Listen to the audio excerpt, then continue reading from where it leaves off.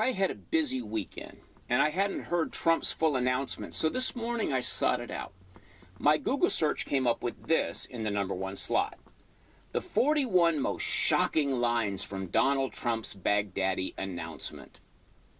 Obviously, this was a hit piece by Chris Cillizza that was not a breakdown of Trump's announcement, but a breakdown of his answers to questions after the announcement. This was, of course, not made clear. Trump was mocked for repeatedly saying that al-Baghdadi died like a whimpering dog, etc., with no reference whatsoever to which question he was answering. This is just CNN feeding the mockingbirds of the left.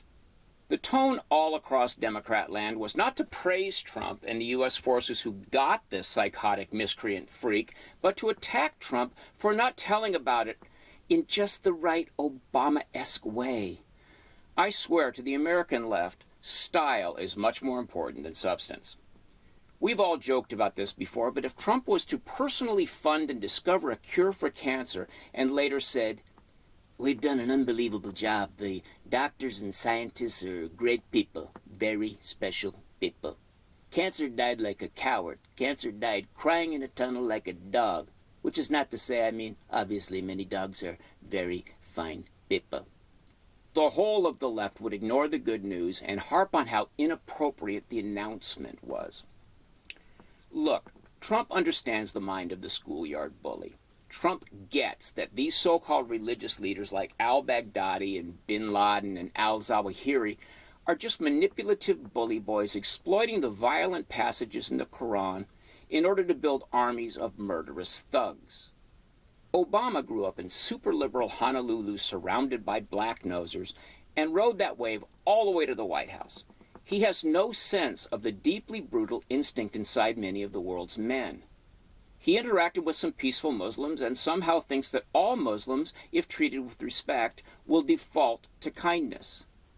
He really did try to butt-kiss his way to a world where jihadis would say, "You know, Ibrahim, maybe we should calm down and stop raping and beheading and burning people alive in cages. After all, USA has been very respectful." Terrorism has nothing to do with us not having respected Islam. The terrorist groups that spring up over there are cults, and their leaders are tapping into the innate brutality present in every male to some extent. My lefty friends cannot talk about Islamic terror without flipping the blame to U.S. activity in the region. Never mind that bin Laden's wealth came directly from building roads to service the Saudi oil industry installed by U.S. companies. Never mind that virtually all of the prosperity in the region came from Western investment of one kind or another, and most of the social order came from the imposition of Western culture. Every time that some number of Muslim men revert to their ancient tribal brutality, the people who brought civilization are blamed.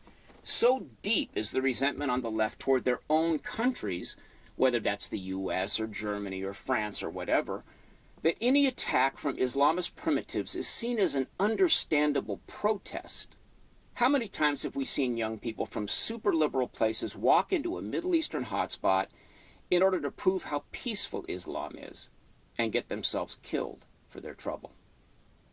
Still, when Obama presided over the assassination of bin Laden, the left sent up a resounding whoop of joy. Even today, my left-wing friends gloat over that. They always listed among Obama's greatest accomplishments. They give themselves a special dispensation and allow themselves to enjoy that killing. But just the day before, they had been lecturing about how bin Laden was simply a predictable result of U.S. intervention in the Islamic world. Now that Trump has dissolved ISIS and atomized their leader, they are once again entirely unable to celebrate the excising of a virulent human cancer. Instead, they fall back to "let's make fun of Trump" mode. I did a piece a couple of years ago about how to stop school shootings. My primary point was that these shootings were done by disaffected young men trying to go out in a blaze of glory. I suggested that we ought never mention their names, and I have never mentioned one by name since.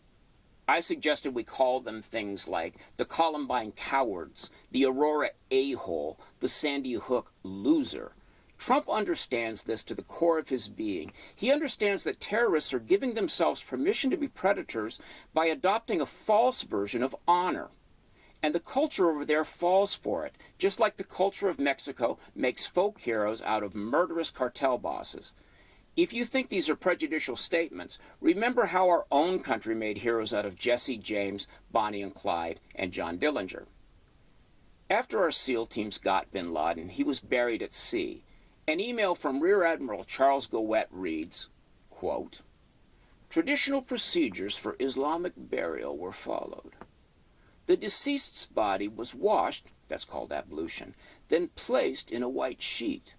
The body was placed in a weighted bag. A military officer read prepared religious remarks, which were translated into Arabic by a native speaker. After the words were complete, the body was placed on a prepared flatboard and tipped up, whereupon the decedent's body slid into the sea." Unquote. So Obama gave the murderer of thousands of Americans a last-ditch opportunity to get into heaven. Nice. And now the Washington Post announced the death of al-Baghdadi by referring to him as an austere religious scholar. That's a left-wing rag trying to show respect for the guy who lined up innocent human beings and sawed their heads off with the video cameras running. Donald Trump is no orator. His speechwriters are not refugees from Hollywood trying to make his announcement sound like an episode of The West Wing. His style is blunt. His words are blunt. We elected him knowing this. We elected him largely because of this. The man is a blunt instrument, like a human baseball bat, and he's done more to shatter the carefully constructed elitism of American politics on both sides of the aisle than any of us dared to hope for. This is the bottom line. ISIS is defunct. Now, if I guess correctly, American intelligence in the area will once again turn its attention toward Ayman al-Zawahiri and whoever else is running al-Qaeda, because before we know it, those animals will blow something up and declare themselves to be back in the major leagues. If they don't, I'll figure that Donald Trump has put the fear of God into them. Thanks for watching. If you like this video, subscribe to our channel and then click the little bell to get notifications.